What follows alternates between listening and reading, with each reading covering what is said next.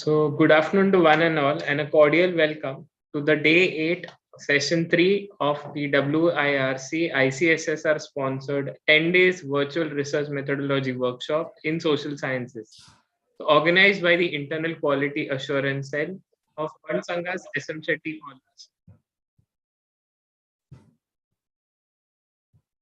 College of Science, Commerce, and Management Studies, Powai. So, data is being generated at an ever increasing pace. And it is very crucial to ensure that your data is complete during the collection phase and that it is collected legally and ethically.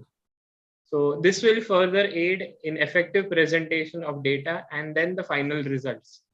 So we have amongst us one of our eminent resource person, Professor Kripa Anantpur, Associate Professor at the Madras Institute of Development Studies, Chennai, Tamil Nadu, who is going to share her expertise on the topic digital data collection, writing and presenting data and results.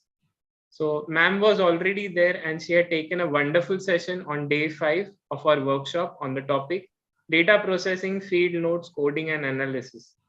So to share a short brief intro about ma'am. So ma'am has a rich experience in research which focuses on the dynamics of local democracy, governance, and interface between governance and civil society institutions. And a large body of her work is concentrated and centered around the ways in which informal customary institutions influence local democratic process and shape governance outcomes. Ma'am was also part of various projects of national and international importance, and she was also part of DRC for future state at the Institute of Development Studies, Sussex, UK. So currently, ma'am is coordinating a longitudinal study panel survey of 17,000 households across Tamil Nadu in collaboration with the Tamil Nadu government. And she is also leading the COVID-19 Pulse survey in Tamil Nadu, that is designed to run in 4 months as to assess the impact of COVID on 10,000 households across Tamil Nadu. So ma'am has published in refereed journals and the list is continuous. It is never ending. So ma'am, it is indeed a great pleasure to have you amongst us today and we look forward to your session. And thank you so much. Over to you, ma'am. Yeah, sure. The other screen sharing has to stop for me to kind of this thing. Yes, ma'am. Now you can share. Okay.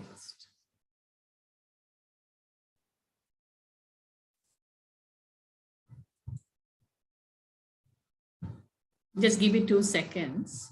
Yes, ma'am.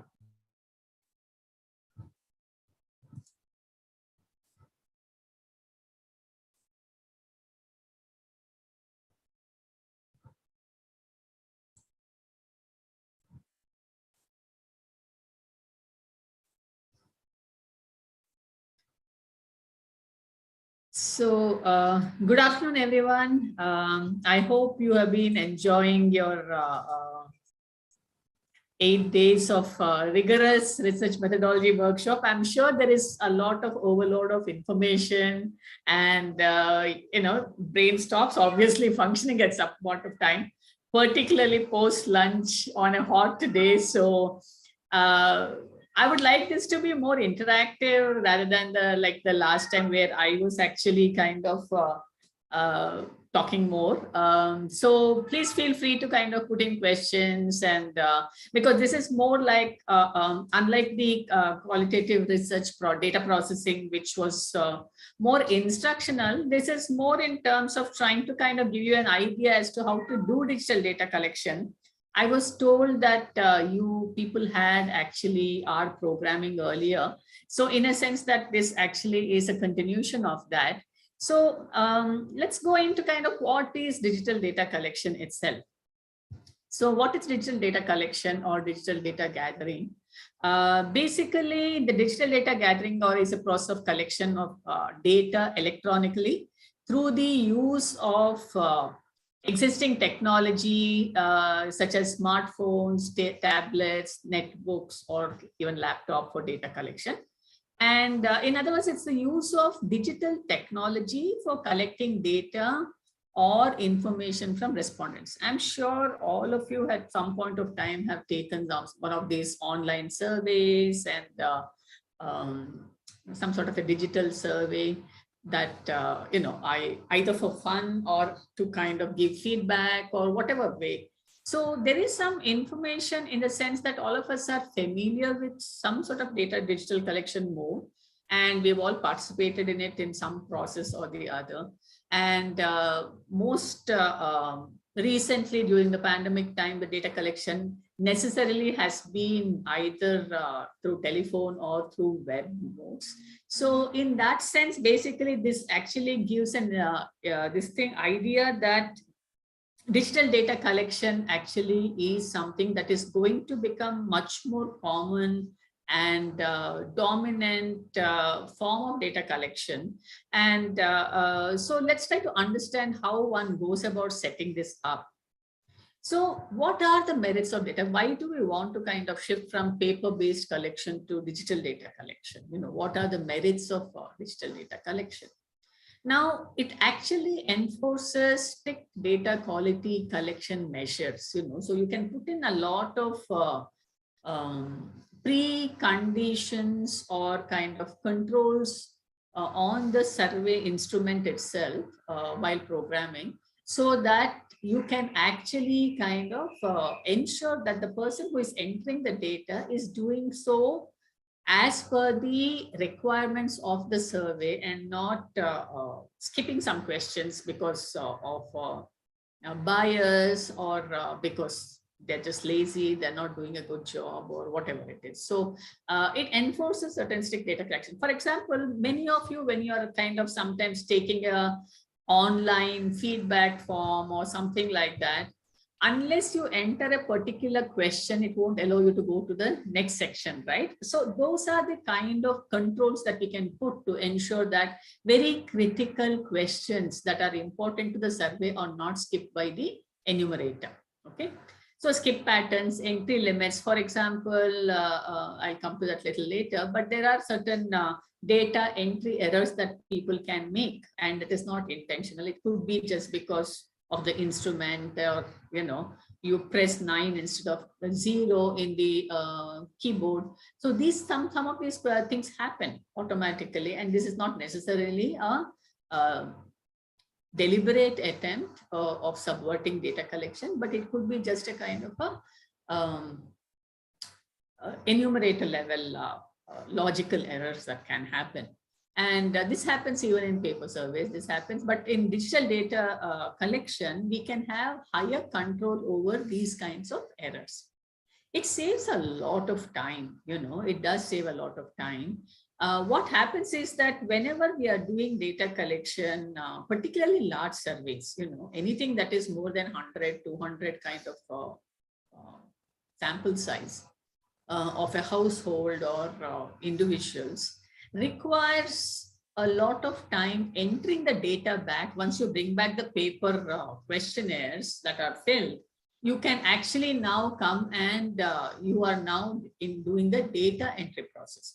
So in the digital data collection, what ends up happening is that the pre-survey activities are much more important and more time consuming in order to kind of ensure a proper digital instrument. So you're more time you're spending actually preparing for the survey. Once the survey is over, you're actually getting data in real time. You're almost getting data almost immediately, and then it's only the cleaning of the data that is there. So you really don't have the entire burden of data entry and all the problems that are included or associated with data entry errors itself. Now, responses, as I said, is instantly seen or recorded in the server. And as a result, what ends up happening is that if there are somebody who's making a mistake in real time, you can actually kind of see, for example, somebody has done a survey today at 11 o'clock and uploaded it. And then I'm sitting in Chennai and I'm looking at the survey that's been uploaded by an enumerator in Nilgiris. And as I'm saying that, I see that in the last 2 survey forms, this person has made similar mistakes. So I can immediately kind of call the supervisor and ask the person to stop data collection till this either retraining is done or that person is given additional feedback, whatever it is. So some feedback is can go back in real time, so that rather than two, the person doesn't end up making 100 errors in 100 survey forms, and then we have a major problem on our hands. So there's very instant kind of feedback loop that can be built into the digital data collection itself. It has different kinds of costs. For example, you have costs like, survey technology, instruments. You have costs such as the software, etc. But say in terms of printing of the questionnaires and environmentally, it is much more kind of friendly. No stationary expenses, but of course, cost, I won't say that cost is really an issue here. It is more environmental friendly in a sense, because you're not using paper and things like that. And data storage, this data can be very securely stored depending upon what kind of software that you're using, whether it comes with a survey form and a server provision and things like that. So the survey data that is highly confidential can be very safely protected and put up in servers that are not easily accessible by those that are not direct part of the survey itself. Data is actually quite in this digital era of everybody having internet and everybody having things like tablets or smartphones. Digital data collection becomes easy both in terms of accessibility and downloadability. So what are the two? I'll just today talk about two different types of digital data collection process. One we call as CAPI and another one is CATI. And CAPI is nothing but computer assisted personal interviewing, as opposed to paper assisted personal interviewing, which is called CAPI, which is the regular normal way of doing data collection using a paper and a pen mode.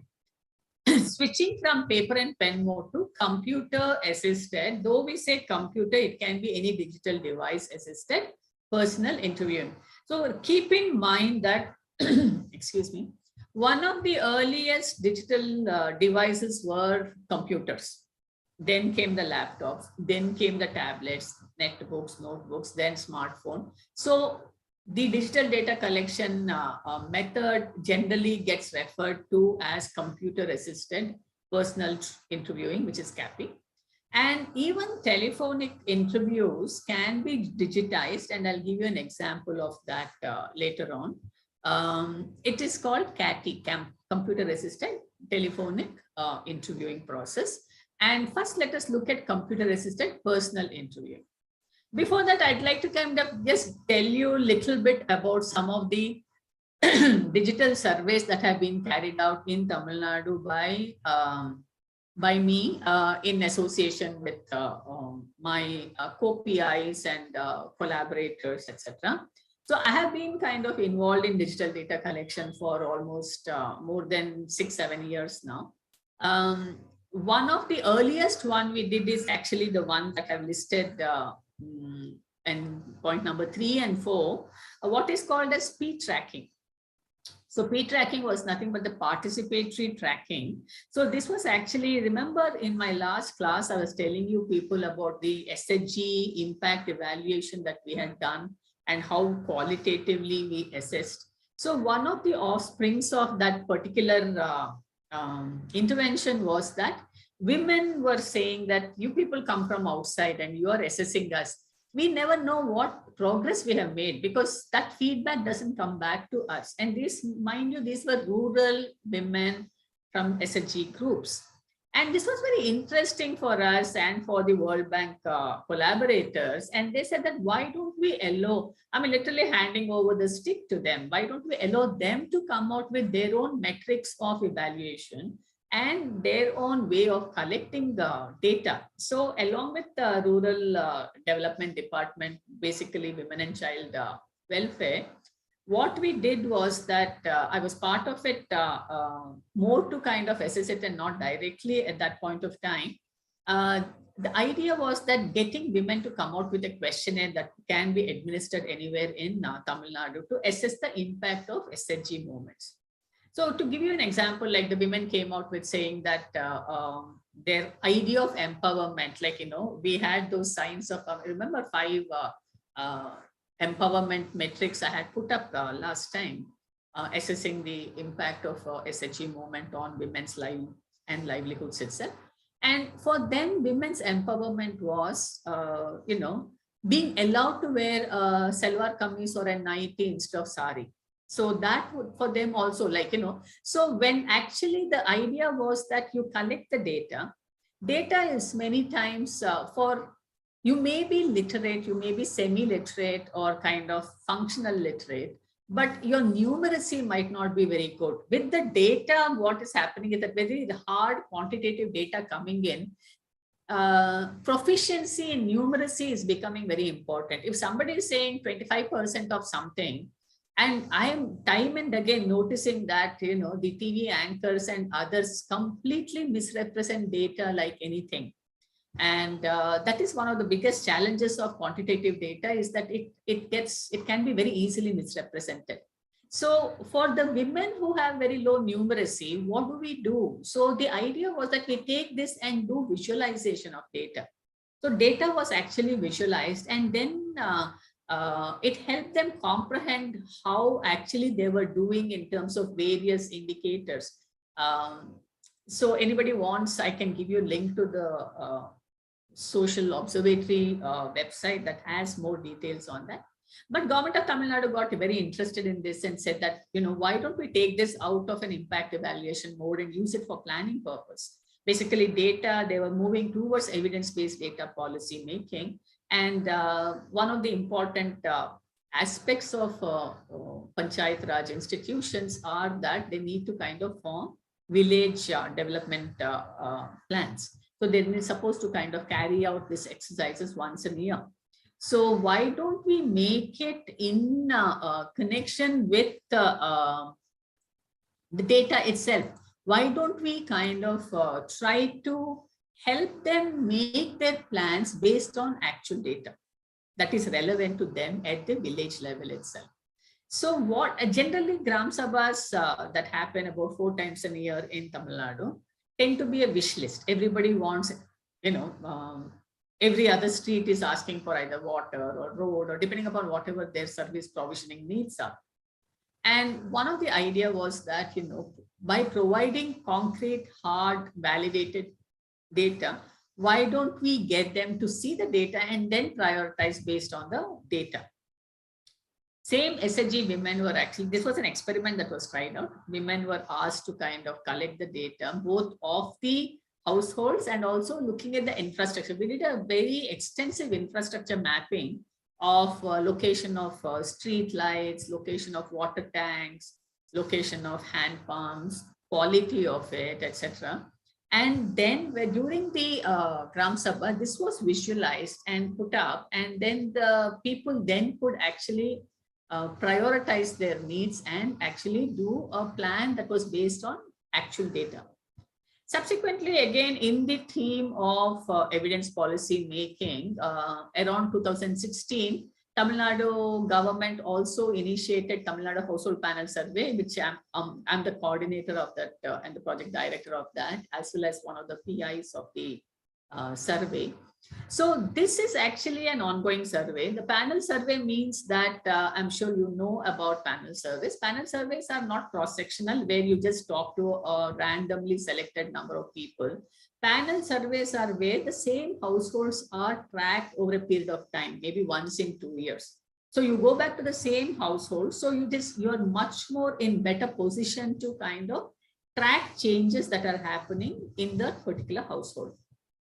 So the idea of Tamil Nadu Household Panel Survey, again, a digital data collection mode, was that one, they also wanted capacity building within the Department of Economics and Statistics, which does the data collection for the government, to make them savvy in digital data collection process. Second one was that they were interested in capturing changes in occupation and income at the household level. And we will be going into a baseline this year. In preparation for baseline, we actually did a huge sampling, listing survey, which was kind of an extended listing survey, which we called as the pre-baseline survey, which actually covered about 240,000 households across the state from both rural and urban areas and from all districts. And out of which 212,000 households, 12,000 and odd households were successfully interviewed. And this became a very strong pre-baseline survey data for us. And we actually kind of did district level estimates using this data. And this for Tamil Nadu government actually provides the latest pre-pandemic status report of Tamil Nadu government, Tamil Nadu state itself. We were supposed to actually do the baseline in 2020 when the pandemic happened. So we had already collected data from these 212,000 households, out of which 150,000 households had telephone numbers. From there, we drew a subsample of about 13,000 households.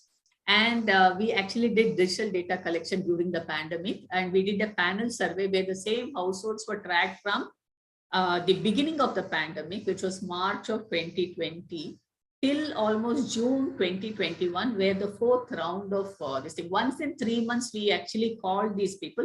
This was actually Tamil Nadu COVID Pulse survey was the telephonic interview. It was CAT-T, whereas Tamil Nadu Household Panel Survey is CAPI, where we are actually doing it using tablets. Whereas the second one was using digital data collection mode, but through the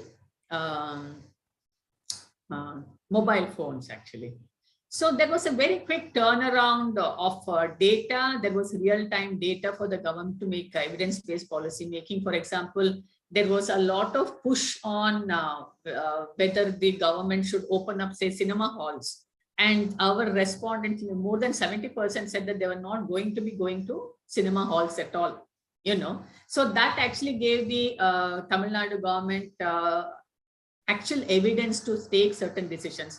There were actually also some decisions that on vaccine hesitancy we were able to give in real time so that they could implement it. So this is just a kind of example of some of the work that we've been doing in Tamil Nadu. So now let's see what is a computer-assisted personal interview. How do you go about setting something like this if you are actually initiating a digital data collection process or a survey? So it's similar to paper surveys basically, except that you're going there with a digital tool, either like a tablet, mobile phone, laptop, whichever that is convenient to the enumerators or affordable. And you're actually doing the collection without pen and paper, but asking questions using a digital instrument or a survey instrument and actually doing the digital survey. Now, what are the actual steps that are required to kind of go about doing this digital data? Sorry, some reasons. Yeah. So first is that preparing question. As I told you right in the beginning, a lot of your investment in time happens before the actual survey. Okay, getting the instrument right is extremely important. This is something that we need to kind of keep in mind, that you have to get, last time when I actually was, I came online to kind of give you that lecture, I was also listening to professor talking to you about preparing your questionnaire, right? So one of the interesting things about a digital questionnaire is that it requires you to think slightly differently. It is no longer the paper pen mode, and I'll come to that in a little while. But preparing a very strong questionnaire or an instrument becomes extremely important. Getting it right is actually very important. We need a lot of investment in trying to kind of get the skip patterns right. And see, unlike a paper survey where it says that, if no, go to page 17, you can't do that. There's no page 17 happening. You just have a screen, right? So it automatically needs to be programmed so that it goes to page 17. So those are some of the very critical issues, the specs of the programming itself, that is very important.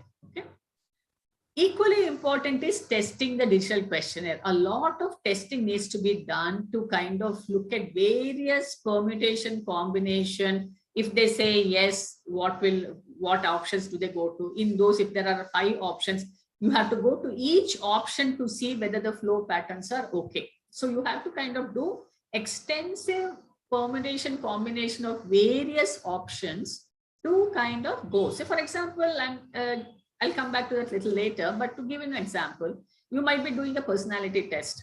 So the question may be that, do you like to go to movies? Do you like to go to the beach? Or do you like to kind of go trekking? So you might say that I like to go to the movies the first time round. And then it takes you to a certain set of options saying that you like, you're a dreamer or whatever, then I might think that, say, okay, if I had said that I like to go trekking, what would have been the option? So I might go back and now then could say, I like to go trekking. And they'd say that you like to spend time with nature, blah, blah, blah, kind of a thing. So basically here, the idea is that your target group can be all these options. Anybody can be picking up any options, and we need to make sure that the flow of the digital questionnaire is absolutely right. Then comes the pre-testing, and then enumerator training, pilot survey, installation of software. At this point of time, you need the internet. Yeah? Then the data collection. When I'm talking about preparing the questionnaire, I'm already talking about not only first preparing the questionnaire, but also programming it in whatever program that you're using. Okay. Then the data collection and uploading of data, where once again you require your internet. Okay. So let's start with preparing questionnaire. Now the CAPI reference questionnaire, as I said, it represents full detailed specification of the interview. In digital data collection, the most commonly used method of questionnaire design is the box and arrow question. It is simply nothing but, we call it box and arrows, but I'll give you an example of that. It is basically saying that, you have box and arrows, saying that the box will represent the options and arrows will tell you which way you need to go in terms of programming. Many times, the box and arrows are very international standard, used a lot in survey methodologies and rigorous survey methodologies to ensure that your questionnaire is very kind of tight. You actually can also do this in a large Excel form where you are going to write a questionnaire, say what is the variable, say for example, variable is income. Income means everything has to be an integer, or it could be something else where you need to be like household ID, maybe an alphanumerical variable. So you need to indicate all these to the programmer so that the programmers know how to actually program it. They cannot do a household ID which might have, say, 3 letters and then a series of numbers as only integer. Then you can't enter your letters. So all these specifications will have to be given to a programmer by the researcher, because programmer is not expected to know these things. So you need, as a researcher, to kind of give these specifications. So they're necessary not only to program the instrument, but also once the programming is done, to check whether the flow pattern is correct, skip patterns are correct. The box and arrows becomes very important. And I'll give you an example. On my left-hand side of the screen, where you have these boxes and things like that, this is what's called as the box and arrow. On the right-hand side, this would be a regular, what we call as a step 0 form of the questionnaire, which is like a regular questionnaire. Do members of this household have any income? If yes, obviously you're going to the next question, or they have a ration card. If yes, you go to the next question asking what kind of ration card they have. If no, you're going to kind of some other question, C.3. Okay, but come to this. This is for the left-hand side is the box and arrows. This is what we prepare. Our research assistants sit and rigorously prepare this and test it. So there is a timestamp already. Timestamp is happening. It is, and the Instructions are in red to the programmer, saying that it should be Indian Standard Time. It should be programmed to capture time automatically. You might also want to say that you want it in 24-hour format, or you just want it in 12-hour format. So, using AM, PM. So those are the instructions that can be given here to the programmer. Now here, do members of the question remains the same. Do members of the household have ration card? Now you have three boxes or three option boxes. One is number one. So you hit the number one key in your digital data that goes for yes. You notice that here we have given number five for no. Because 1 and 2 are side by side, and by mistake, there is always a chance in particularly smartphones or small tablets, you might by mistakenly hit 1 or 2. So you give a gap between yes and no, between 1 and 5, and do not know or refuse to answer as 8. Okay. Now the program specification says that if 1 has been pressed, then you need to go to C.2. That's the arrow showing the next question. Okay. If 5, then go to C.3. Here in this second set of questions, if they have answered that, then they go to C.3. And if they say don't know, refuse to answer, they go to 2.1, which is the next question. And that is a question ascertaining the color of the card, actually, for those who don't know whether it's priority or non-priority. Now, why is this important? This is important. Box and arrows is very important because this is actually an instruction manual to the programmer to say this should be the flow pattern. Okay. So as researchers, we know what question follows what, and the programmer does not know, or programmer doesn't even care because that's not their job at all. It's up to us as researchers to ensure that they get the flow pattern correctly. So a lot of programmers find box and arrows easier to follow. And once we have done this box and arrows, once the programming is done, for us to check, it becomes very easy. We can kind of keep a box and arrows paper format next to us and then run the program to see whether it is following after each this thing.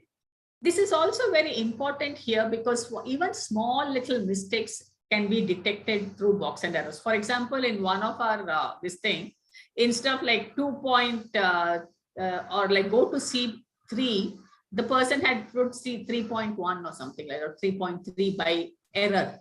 Okay. And as a result, they were skipping the question number 3, C3, and going up to 3.0. So these kind of things happen a lot because these are again logical errors. And when we are actually kind of testing the instrument using a box and arrows method, it becomes very easy for us to locate where the problems are. Okay. So from by this time, your questionnaire or the research instrument is ready and has been kind of finalized. Okay. Depending upon whether your survey is going to be in English or in local languages, then you go into the process of translation. Now, why do we have a slide on translation? It's like natural. I know my mother tongue. I know I'm going to do it in that. Let me kind of do the translation myself. But go beyond research that you might be carrying it out for yourself, but you might be doing it for an external agency. It could be a donor agency. It could be an NGO. It could be government. Then the entire process of translation becomes much more formal. Also keep in mind that your instrument needs to be accessible to everybody in this translated form. So the kind of language you use has to be something that can be relatively understood by different sets of people. We know that dialects change from one district to another. I'm sure it is the same in Bombay. The Marathis that are spoken in Nagpur, for example, might be very different from Vidarbha region or something like that. And in Tamil Nadu, down south, the kind of Tamil they speak is very different from Chennai Tamil. or in Karnataka, the North Karnataka Kannada is very different from what we speak in Mysore district, for example. So dialects differ, words differ. So we need to have something that is more or less commonly accepted and have a set of options to account for dialectic changes.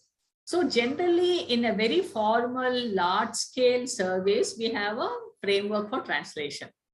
We take actually two independent translators who do the translation independently. Then it is brought in for reviewing by the third person who is appointed as a reviewer. The reviewer will look at both the translated versions and sees whether there are any changes. Now, the same word can be said differently, right? So you can use it differently. So which is the word that is most accurately giving the meaning of what you're trying to kind of say? Many times the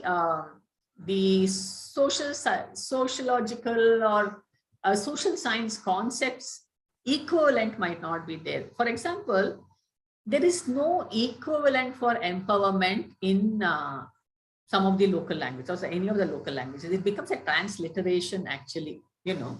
So what you need to do is that you need to ensure that the transliteration is understandable. Wherever it is not understandable, you need to give an explanatory passage so that the respondent understands.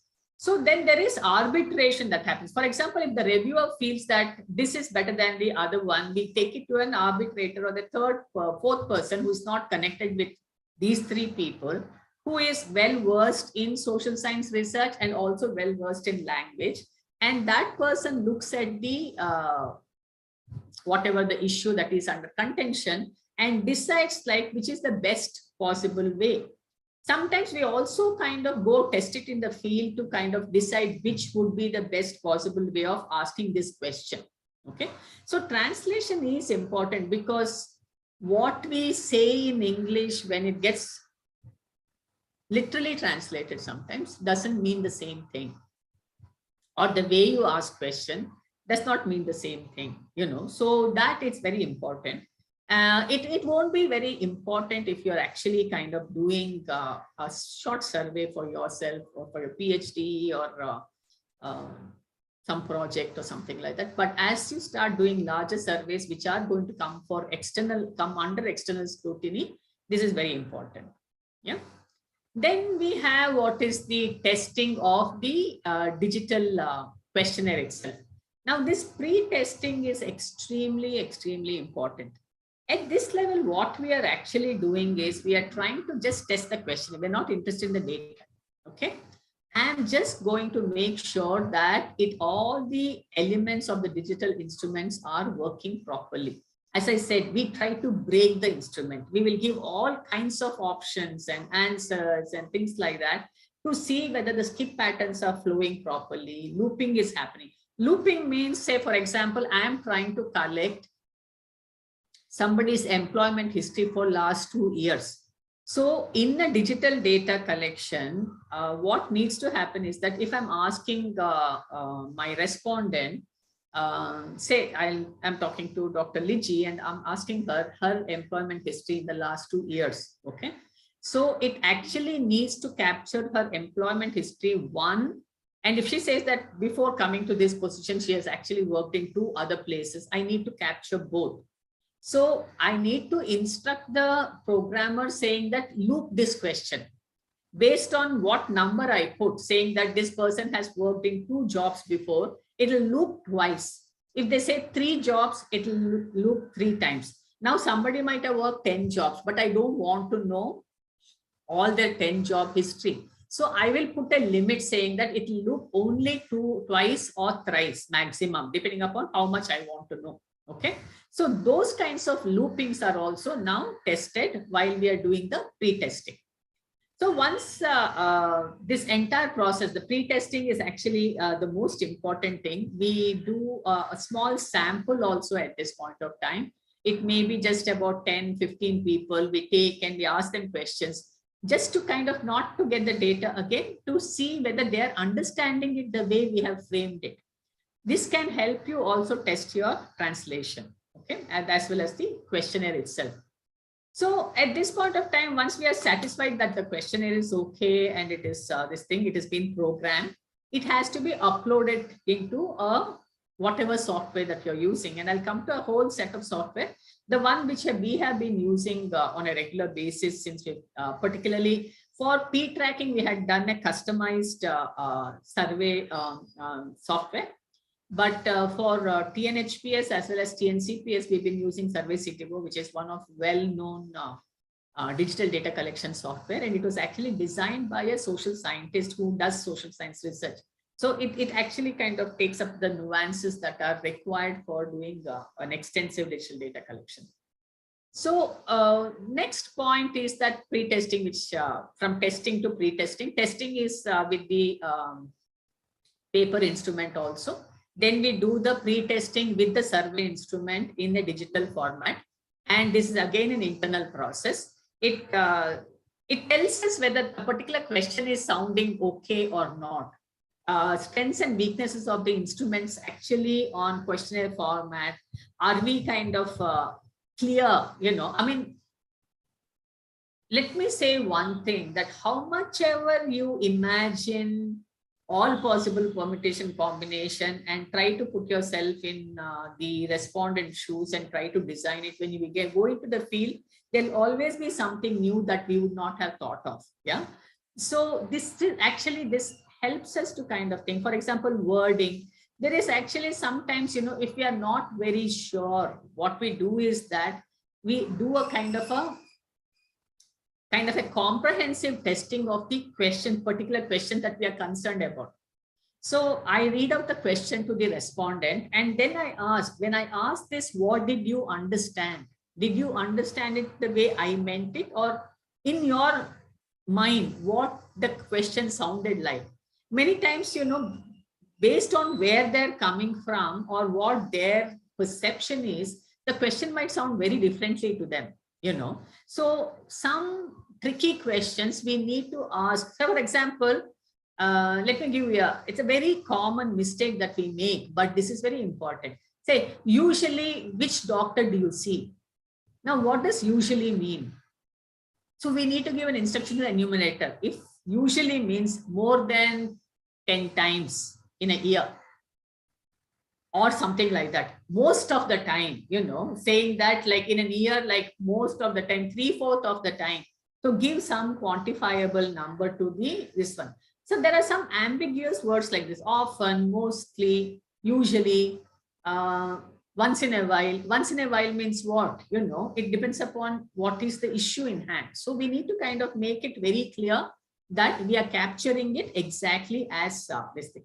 So generally, as I said, for pre-testing, about 5 to 10 samples are taken.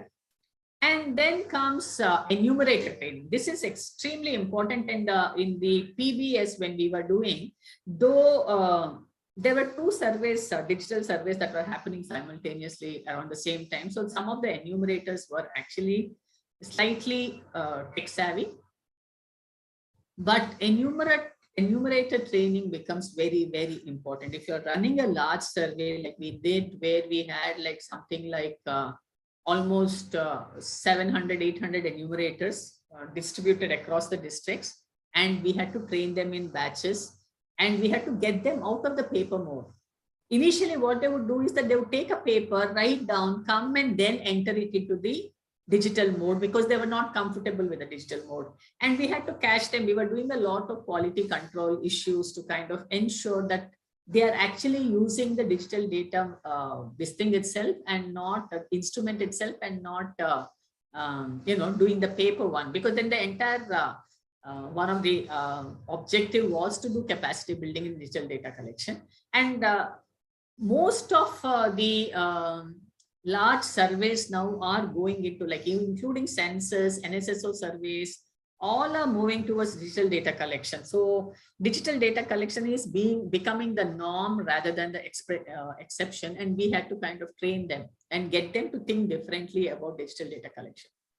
So we had to kind of show them how to download the software, how to use the software. We made them familiar with the paper questionnaire first, and then showed them how does it look in a digital format. as I said, go to page number 17, doesn't come like that. So here automatically it's programmed so that it goes to page number 17 automatically if a particular answer is entered. And also things like for example, we picked up a sample, right? So some of the details were actually kind of already preloaded into the form itself. So they just had to enter the household ID and some of the details were from which district it was, from which panchayat or which village it was. All those got automatically entered, which then started making them feel that, yes, this is kind of easier for us to do. Yeah. So once then we actually have to take them through the entire software, digital data collection, this thing, make them go through everything and do some mock interviews in nearby villages to see what are the challenges that they're facing. So enumerator training requires a lot of time, patience, effort to ensure that your enumerators are comfortable. A lot of these people might not be tech savvy, they might not be comfortable using digital devices, but we need to kind of move them towards digital data collection. Yeah. Then we do the pilot survey. Now, unlike the pre-test, which is mainly to look at the questions, pilot is to look at the responses. Now, I'm doing a 212,000 household survey. I don't want to roll out all 212,000 in sequence and midway realize that there has been a mistake. Okay.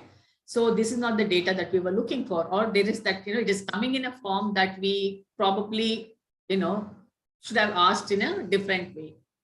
So UNESCO defines it as a survey that is conducted with individuals or targeted population of a sample survey in order to kind of refine the survey instruments before the main data collection, and we target the full sample.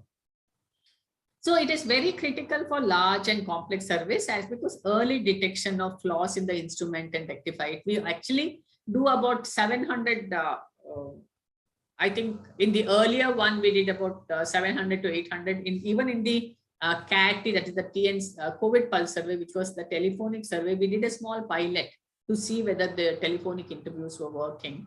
And based on the pilot survey, where we actually look at the data, we analyze the data, we see whether the data is making sense, or whether we need to go back and add an additional question or change the question format. So even at this stage, sometimes the questionnaire might itself get modified or revised. Then the pilot is setting the stage for your next sequencing, which is actually on a large scale. We now actually, all the training would have been done in training forms.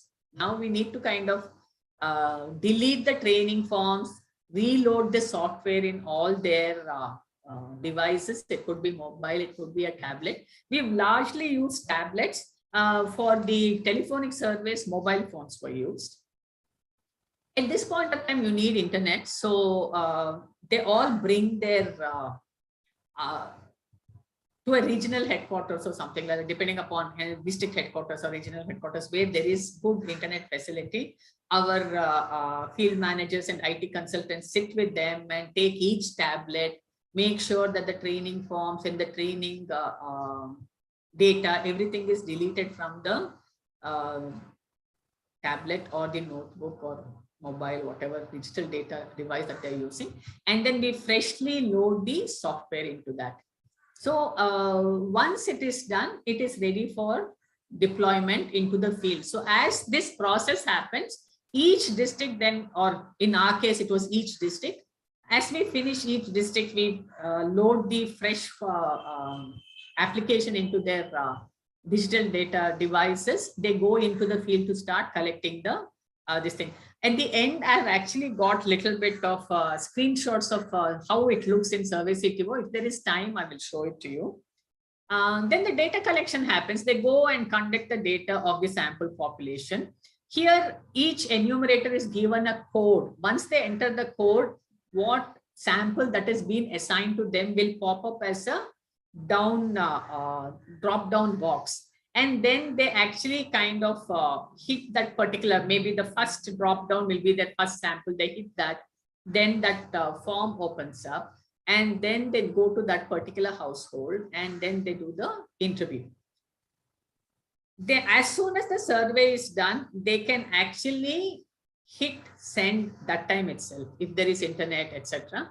If not, they can just save it and upload it later. Sometimes they save it to kind of make sure that there are no mistakes and things like that.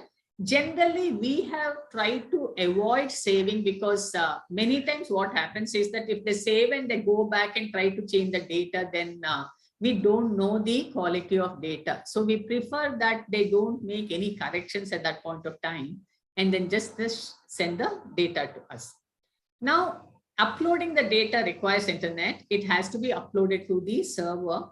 And there are times when it happens that, at the end, usually like, initially some of the districts will not do it. And then at the end of the time period that is given to them, we are getting large loads of data that is coming up to the server. And at the same time, we need to be downloading at our end to make sure that the server is not overloaded. So that is a process that is important also from the researchers team side. So what are the kind of issues that are important in CAPI? Like, what does it mean? It actually minimizes data collection errors. As I told you, there are logical errors that are done on a regular basis. Somebody, for example, we were collecting annual income, but you do not ask annual income for somebody like a wage laborer who gets a every day some wage. Okay, so the instruction to the enumerator was saying that if it is daily, then you multiply it by 7, or like ask them how many times in a week do they get work normally. Like 5 days a week means like 100 rupees into 5, and then whatever the number of weeks that they get, so kind of scale it up to an annual income. Now, there was one, when we were doing the data cleaning and data frequency checks, we found that there was complete mismatch between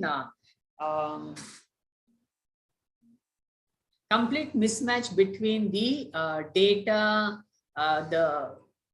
and the income and the category. Basically, it was a daily wager who had something like 1 lakh, or more than 1 lakh per year. And we said that what is happening, who is this, did he get a lottery or something like that, who is this daily wagerer who is earning so much money, a little, something like 10 lakh or something like that. Then we went and found out that instead of,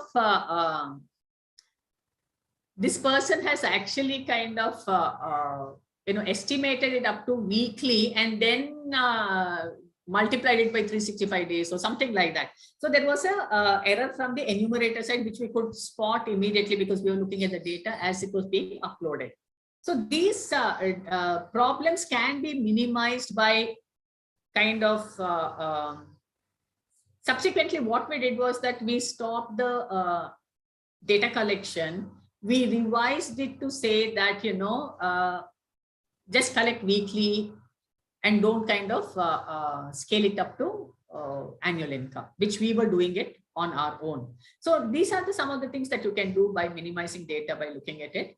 Large scale samples, particularly panel surveys, can be very easily trackable through this. The data also collects, like, when we are as you saw that when including the timestamp, we can also look at things like geotags. So if next time a new enumerator goes to that place, because this is a panel survey, we'll be going back to that household 2 years later, we'll be able to locate that household because we have geotags now, So data cleaning, some of the data quality checks will take care of the data cleaning, but data cleaning is still a big issue, particularly a category called others, which is a nightmare of all researchers because it's something else altogether.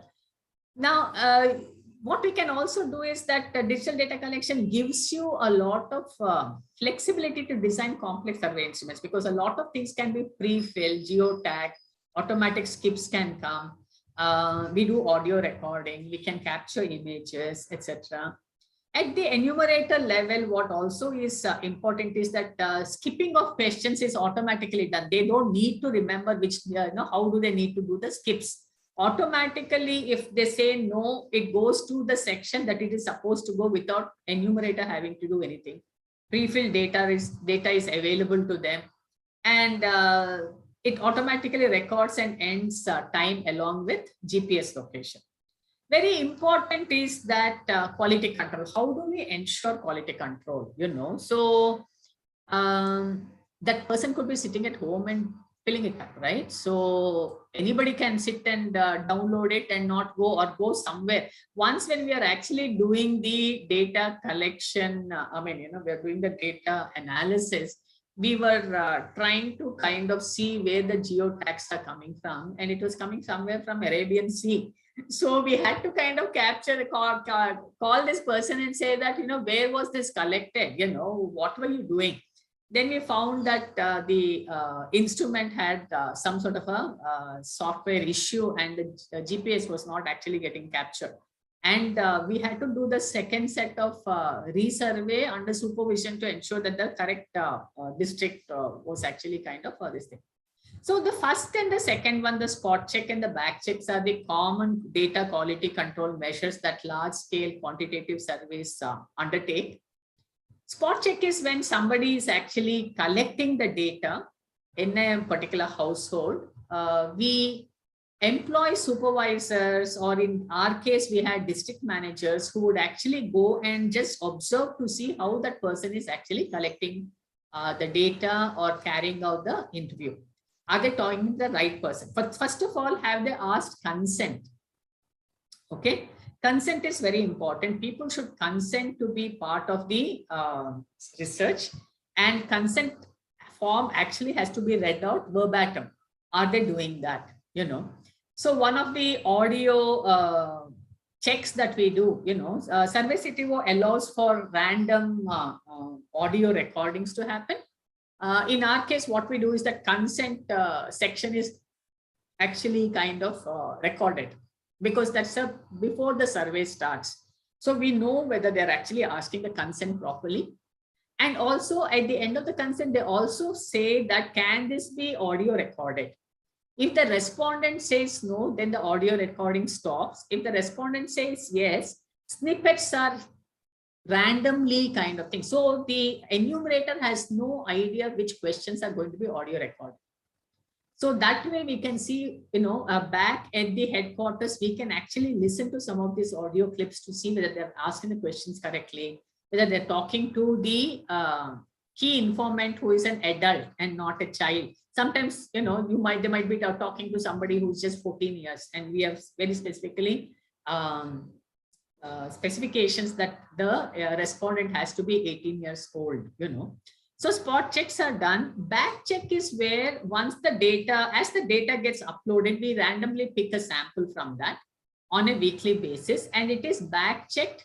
So for example, if a questionnaire has about 60 questions, or say 50 questions, and 10 key questions for which we are very worried about are picked by the supervisor. So we have a back check form, which is also digitally designed, which contains only the key questions. And they don't have any idea about what the data looks like. They're just given these questions, and then they are asked to go to these households and do the same interview, but only of 10 questions. Then we look at and compare. So back checks can be that, the data can match. There might be mismatch between some questions, and then there might be total mismatch, or so we assess it by percentages. Up to kind of 20%, 25% is okay. Beyond 25%, that person needs to be, they have to redo the surveys. Sometimes they have to undergo, or do the survey through under supervision with somebody else watching whether they're doing it correctly or not. We think about whether to remove that person or do retraining if the similar mistakes are continuing. But back check is also tricky, because when I go to say I might meet one person, when the supervisor goes, they might meet a completely different person. So we need to keep that also in mind, saying that who is responding? Is it the same person or somebody else? Also, what we do is that we don't give questions that might be time sensitive. You know, the recall period might be like, I would have asked like, what did you eat yesterday? Now, if I go after 1 month and I ask, what did you eat 1 month back? Obviously, that person is not going to remember. That is time sensitive data, right? So we have to ask questions that are more or less factual and kind of are, we have high percentage, high assurance of getting um, accurate response or similar responses. Audio check, I've already told you that we parts are recorded and we actually kind of thing. So what we end up doing is that every enumerator gets audio checked, and those that make more mistakes get more audio checked than the others. High frequency check is where we are actually the research team sitting at the headquarters, in this case, Madras Institute of Development Studies in Chennai, we use Status software.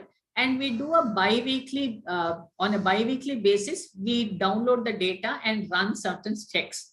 For example, we try to see whether are there any outliers?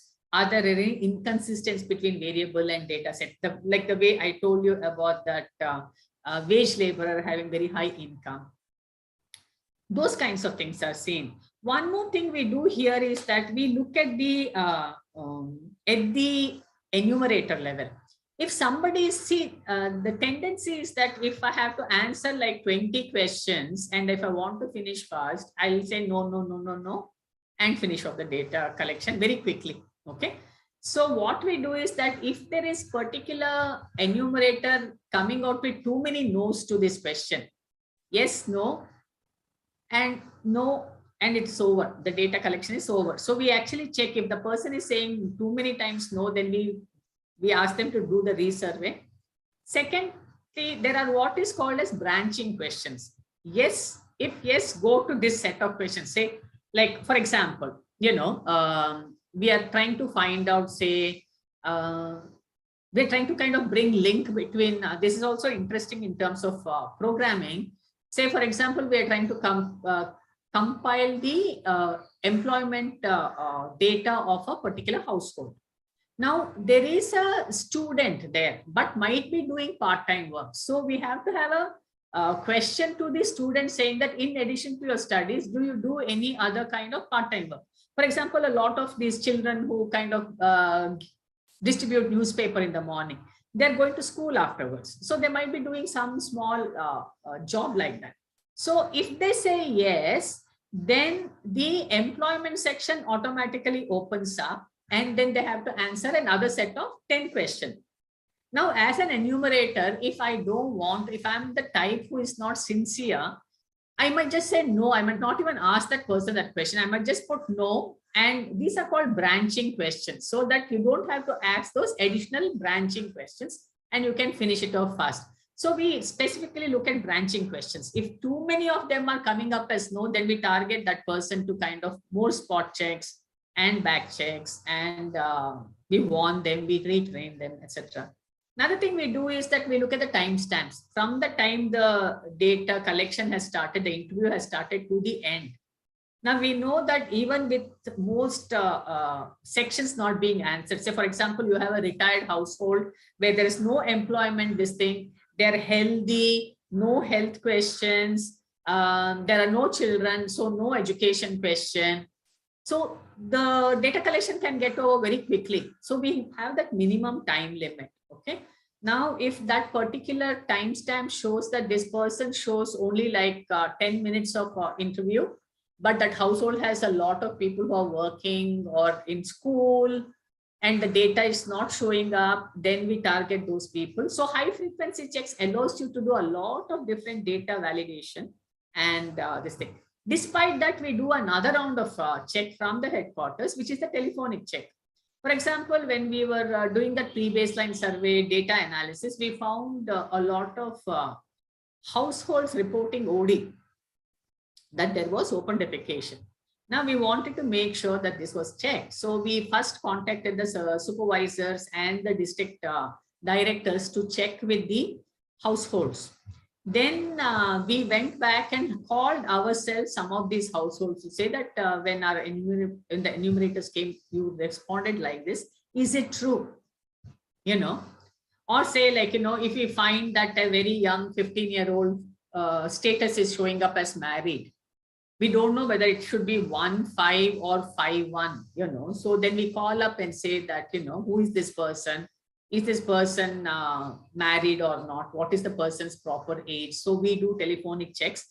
Obviously, telephonic checks are only for very, very visible and clear outliers. We can't do it for everything. Then, of course, to ensure that your sample is completely enumerated, the tracking sheet is maintained by the supervisors, where they say that how many this thing the enumerators have actually done.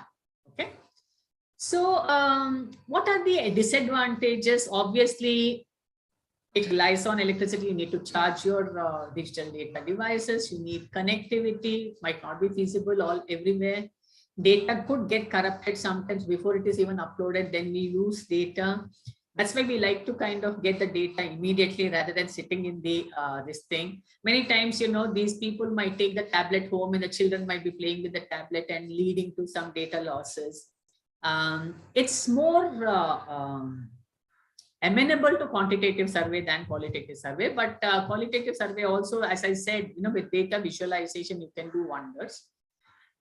Requires technologically competent enumerators. You know, if the enumerator doesn't know, but then, you know, what we really found is that this technological competence is a very relative term. Now we had SHG, whenever I used to talk to enumerators who are all BSc, MSc statistics, and I used to tell them saying that SHG women were able to do it who did not have much this thing, and some of them were like not even middle school pass. If they can do it, you people can't do it, and immediately that used to put their back up and say, yeah, we will do it, you know. And when we're actually doing it, we had one district director who was in her, almost close to her retirement this thing. And first day when we were doing this training, she was just sitting and watching. But by second day, she had gotten very curious and she started opening up and she started doing it and she became very savvy in it. So technological competency is not necessarily correlated with literacy or age or gender. It could be just that some people are more technologically kind of, you know, interested and they pick it up much more quickly than others. So you need to kind of train people with smartphone becoming almost common. This is becoming less of an issue. Getting them to wean out of PAPI method was very difficult, but now they've become so adapted CAPI method that they want everything to be preloaded, which sometimes we can't do. We can't do the preloads because the data is just getting collected. You can do preloads of certain variables only once the data is collected, uploaded, and we have the data so that we can preload. So sometimes now the challenge is saying that give us all these information and things like that. So which is also challenging. We also found that outdoor visibility, battery drainages are problems in very hot sun. If they're standing outside, the screen is not visible many times. So it is expensive. Definitely digital data collection is expensive. Also because we are continuously doing data collection using tablets. Now after 3-4 years, the capacity of the tablets starts slowing down and you will need to kind of reinvest in fresh tablets or things like that. Yeah. Very quickly, let's go through what is CATI, which is again nothing but same thing, but now done through a telephone call. This became the most used format during the pandemic. But what CATI does is that, again, we used a survey CTO itself. In the survey CTO, we have an option that through the software, you actually call the household. So the recording actually happens via the software and not directly calling a telephone number. So the advantage is that sometimes everybody has telephone, you have access to people. Hopefully it leads to higher response rate, but it could also be that there could be, if there is no good connectivity, call drops can happen. It is cost effective because you don't have to travel and people have access to their own telephones. Quick and efficient because, you save a lot of time. But disadvantage is that, many times in surveys, you need to establish trust. A face-to-face interview establishes trust. Whereas, all of us kind of, somebody calls and say, will you answer some question? The first thing we say is no, so nobody wants to answer this thing. It is also very recent. We don't have enough literature on quality controls, etc. So we use some of the same quality controls that we were doing for CAPI. Network problem, network dropping becomes issue. A sampling bias is that those that don't have telephone will not be part of your survey. So you might be missing some key information itself. What happens is also fatigue. In the challenge of telephone surveys, that it has to be short, quick, and up to the point. We can't have very long surveys, so our maximum time had to be about 20 minutes, max 30. So between 20 to 30 would be the interviews. That itself was seen to be very long. But sometimes, they had to call 2-3 times to complete the interview because people would suddenly say, I'm getting another call and I'm disconnecting the phone. And if you go on, if you're doing back checks and calling them again, they would be very irritated. Another challenge with CATI was that you can get access only to the key informant. Now, if I want to find the challenges of online education, I can't say call your child and I'll talk to them. I'll have to ask all those questions to the key informant. Or on mental health issues, we had challenges of collecting information about mental health challenges of children, women, elderly, because it was the male key informant who was responding and they gave from their perception. So those are the challenges that you face in the CATI. Now let's very quickly go to what are the challenges of selecting the software. Now there are different surveys, different organizations that use different softwares. Every software has merits and demerits. Many people customize softwares because of these things, but customization is challenging because it needs to be. There are no. Let me put it this way. It's like. Every time you need something to be done, you have to do it yourself. Whereas the proprietary softwares have a lot of built-in facilities that are very advantageous. There is not much, there is a glut of information, but not adequate, high quality information to say what is what as a comparative this thing. So we actually put together a particular thing. So what do you need to look at? Talk to people who have done a lot of surveys, digital data surveys, talk to them, get their experience, talk to these people who are actually manufacturing the software to find out this thing, talk to the enumerators to get to the actual challenges. Now, data capture, does it have locality information, geotagging? There are two things, like I'm talking to the key informant, but I'm also asking about the household, which is a roster. How to kind of create a roster out of the main thing. Does it allow for those sample management? A lot of things you can actually find out. So you need to do a bit of research before picking this up. It needs to support multiple languages. Programming needs to be simple, not very complicated, because if you want to make changes, it should be accessible. Mode of data collection, both offline and online, is better because a lot of time, in very hilly areas or remote areas, you might not have access to this thing, but it should allow you to open up without the internet connectivity to do the survey. Data accessibility, it is data is available to that. So the accessibility becomes this thing easier, allows customization in the download. You can actually you need to find out whether how accessible the data is to the research team, right? So what is your backend data going to look like? Is it in Excel form? Is it in a CSV form? So that then you can run your software to do the analysis. Does it require high-speed internet connection? For example, when we were doing this, downloading, it was such a problem because, we used to get these bulky uploads.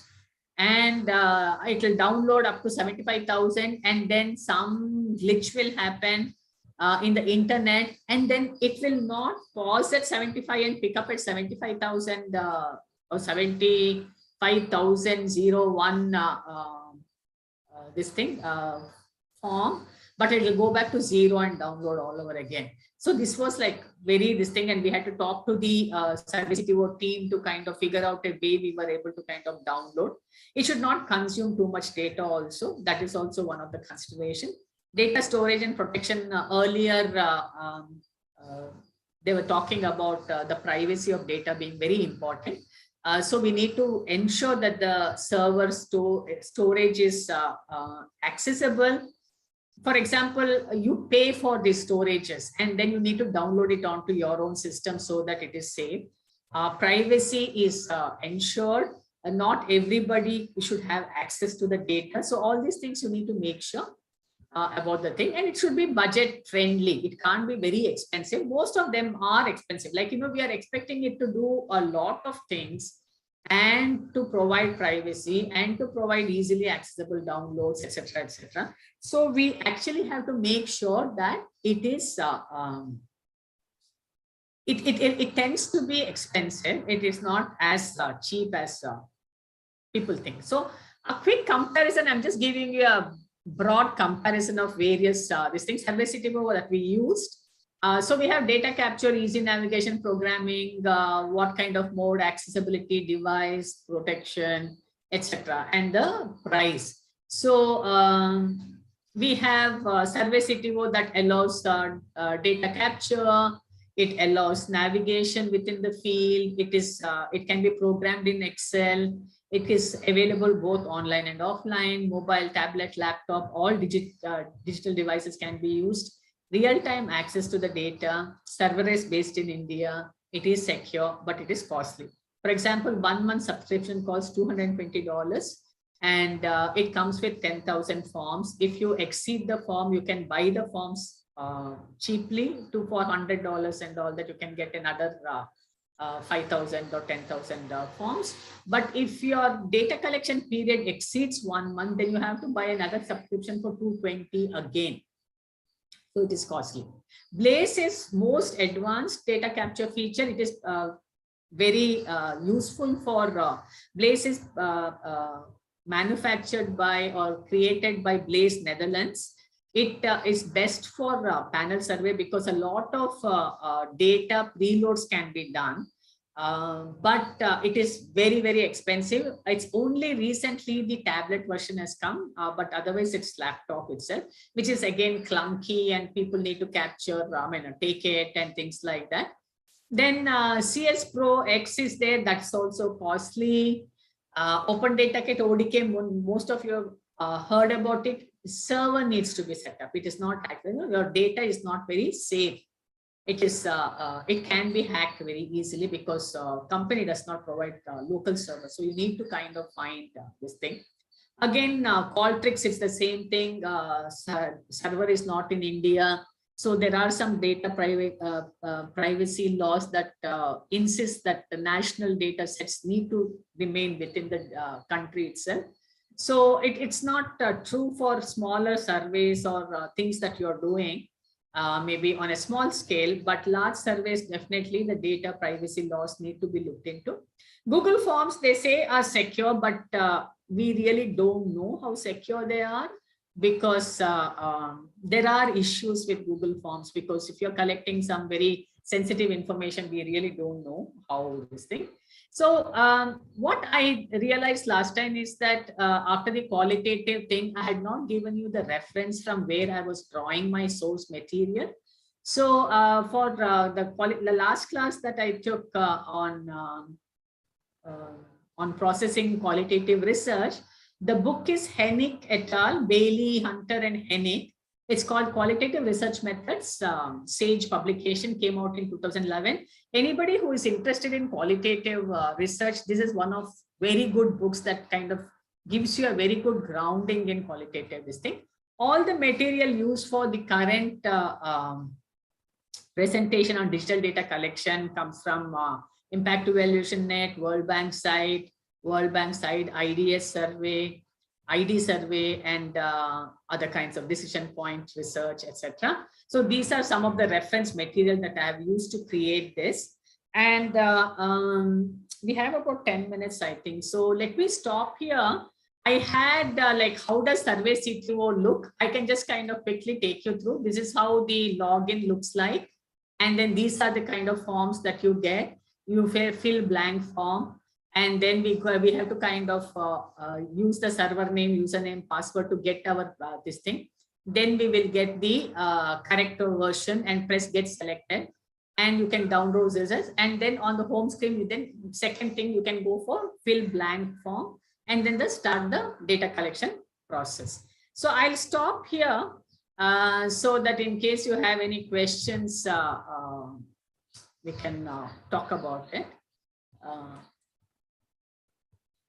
As usual, I'm sorry I overloaded you guys with information, but I thought that it is essential to know all different aspects of this thing. Ma'am, there is a question by Mr. Rohit Kumar. So Yeah. please recommend some quantitative methods book and a book for financial data analysis. I don't think I'm the right person to kind of give this. There are plenty of research. I'm not an economist, so my quantitative data skills, I'm more of a qualitative researcher, though I do mixed methods, but I always do mixed methods with a quantitative person. So what I can do is I can ask around and pass on the information if I get to Dr. Lichi on this thing. Financial data analysis, I'm not a finance person at all, so sorry.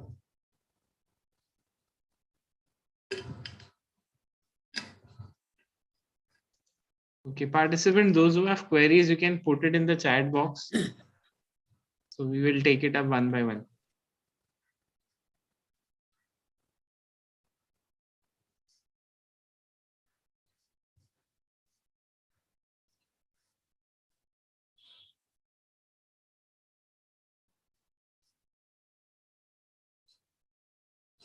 Ma'am, there is a question one participant has asked that what will be the ideal research like data collection tool for online? Like most of them do it on Google Forms or maybe Survey Monkey. So which is more reliable? Or as I said, it depends upon what you're doing. So basically, if your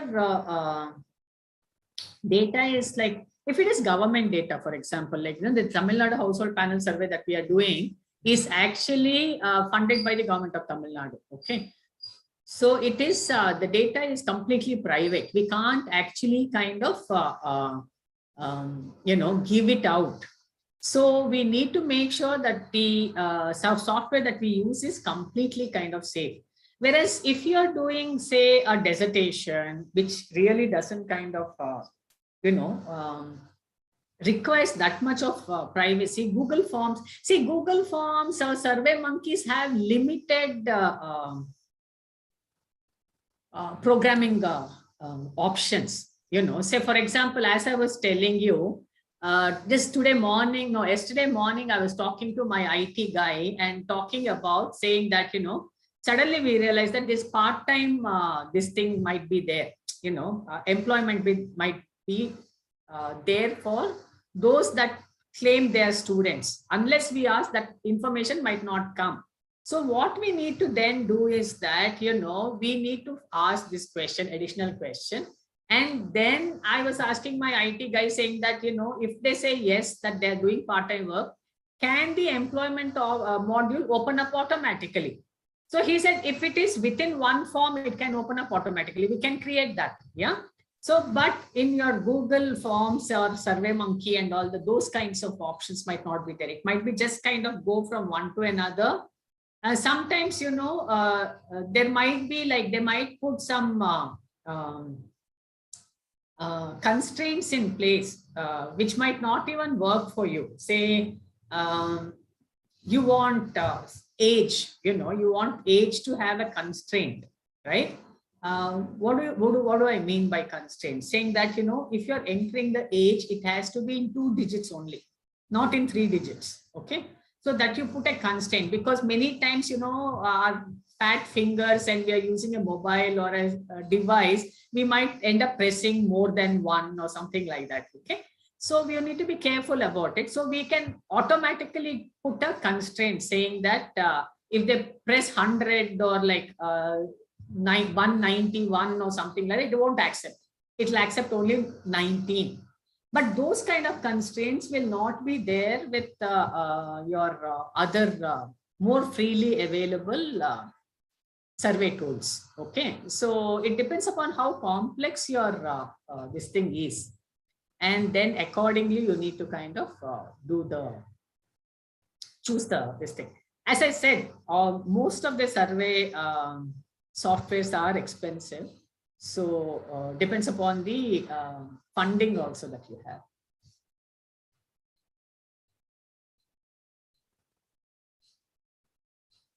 Thank you. I hope it was helpful.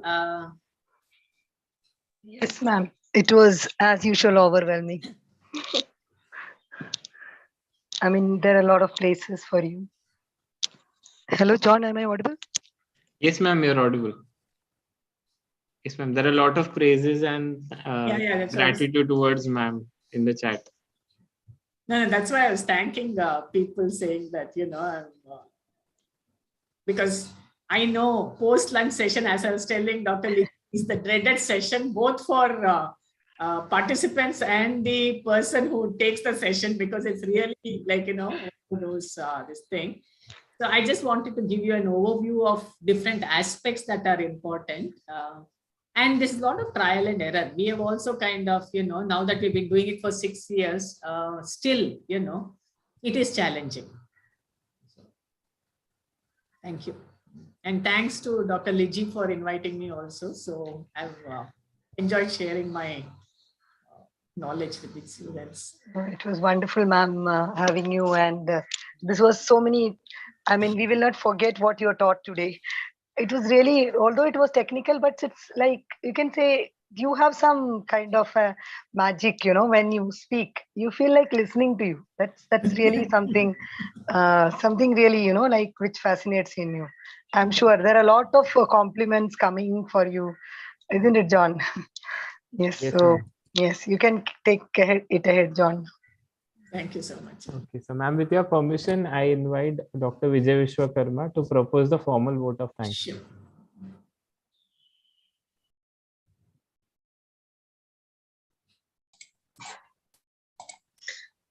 A very good afternoon to one and all present. On behalf of the Bansangas SM Shetty College of Science, Commerce and Management Studies, I, Dr. Vijay Vishwakarma, Assistant Professor, deem it a great honor and privilege to deliver the vote of thanks. At first, I would like to express a gratitude towards our management and our principal, Dr. Sridhara Shetty, for always supporting us. My obligations are to Professor Kripa Anandpur, Associate Professor, Madras Institute of Development Studies, Distinguished Speaker for the technical sessions on digital data collection, writing and presenting data and results, who have accepted our invitation and given generously of their time. I'm sure, ma'am, it has added content and deliberations. Thank you so much, ma'am. Heartfelt thanks are also due to the Vice Principals and IQAC Coordinator, Dr. Liji Santosh, and Professor Sandesha Shetty to enhance mutual cooperation, continuous support, and advices, which have greatly helped towards the successful organization of the conference. An event of this dimension involving so many participants from various colleges requires immense planning and preparation. I strongly believe that the participants have gained a lot from this session. Thank you so much, everyone, for joining us, and stay tuned for the another session that will be tomorrow. Thank you so much, everyone. Thank you, ma'am. Thank you, Kripa, ma'am. And it was really, you know, looking forward for more association with you. Sure, absolutely. You have my contact information. Yes. So I had actually said that I'll share one paper about mixed methods. I think it is of interest to the students. Sure. I have it on my WhatsApp, so I'll just WhatsApp